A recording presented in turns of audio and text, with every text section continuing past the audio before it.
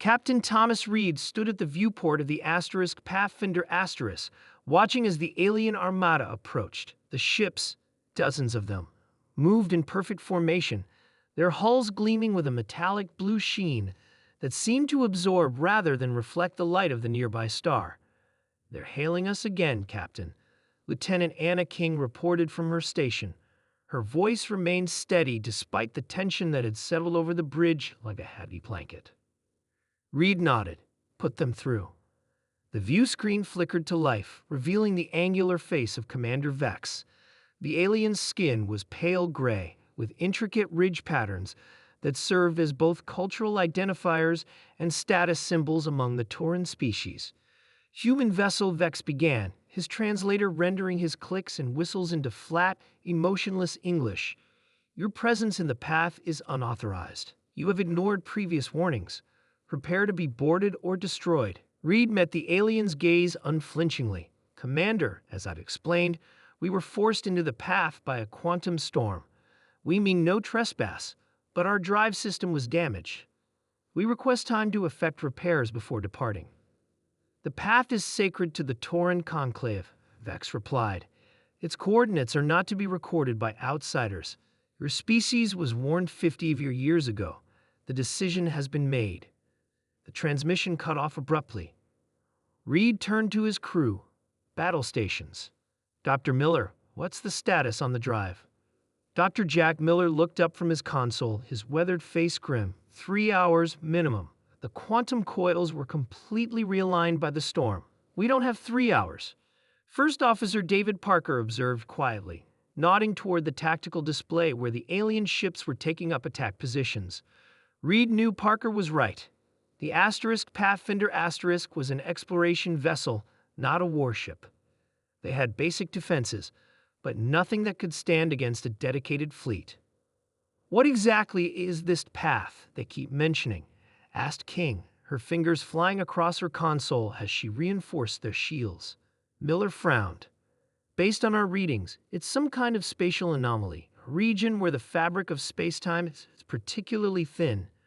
Our ancestors must have stumbled upon it during the first wave of extrasolar exploration, and apparently they were told to forget about it," Reed muttered. "Sensor Officer Lewis, what's our exact position?" Lewis, a young officer with bright eyes and an even brighter mind, pulled up a star chart. "We're approximately 0.5 light years from the Tauran homeworld, Captain. But there's something strange about our readings. According to standard navigation, we shouldn't be here at all." Reed moved to Lewis's station, studying the anomalous readings. The path isn't just a territorial claim, he realized aloud. It's a shortcut through space. "A wormhole?" Parker suggested. "Not exactly," Miller interjected, joining them. "More like a natural slipstream. The quantum properties of this region allow for faster-than-light travel without the massive energy requirements of our drives." The ship shuddered as the first warning shots from the Tauran fleet struck their shields. "That was just a taste," Reed said grimly. "Their next volley will be full strength." Lewis looked up suddenly. "Captain, I've been analyzing the spatial distortions. There's a pattern to them, almost like a current. If we could align our damaged drive with these natural flows, we might be able to ride the path rather than fight against it." Miller finished, excitement breaking through his professional demeanor. "But we'd need precise calculations." "How long?" Reed asked. "With the ship's computer?" 10 minutes, Lewis replied. Another impact rocked the ship. "Shields at 60%, King reported. "We don't have 10 minutes, Parker warned. Reed's mind raced. Humanity had always survived by adaptation, by understanding the rules and then finding creative ways to work within them or around them. "We're not abandoning the path," he decided. "We're going to embrace it." Dr. Miller, divert all non-essential power to the damaged drive. "Lieutenant King, I need a direct channel to Commander Vex." As his crew rushed to comply, Reed formulated his plan.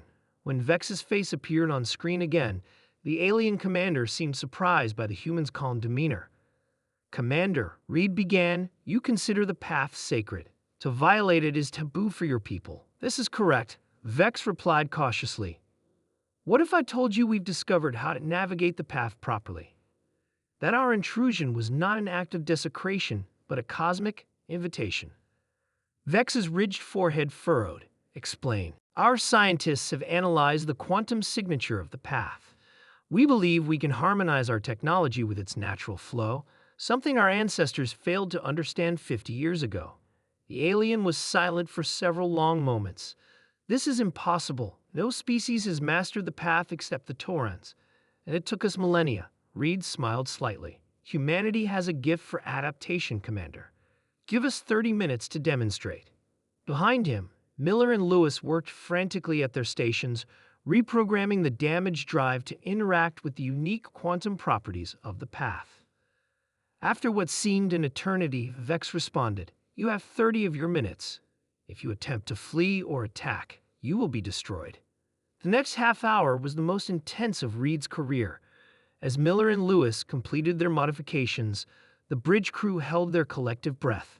Either their gamble would work, or they would die here, billions of miles from Earth. "Ready, Captain," Miller announced finally. Reed nodded. "Engage." For a moment, nothing happened. Then the ship began to vibrate with a harmonic frequency that seemed to resonate with space itself. On the view screen, the stars blurred and stretched. "We're moving," Lewis reported incredulously. "Accelerating along the path at. This can't be right. We're exceeding our previous FTL speeds by a factor of 10.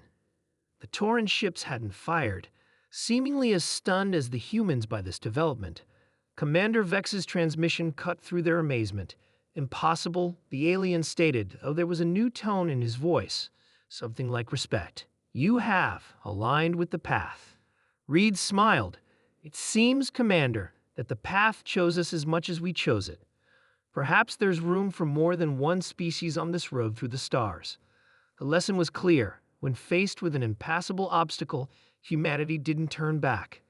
They studied it, understood it, and found a way to make it work for them.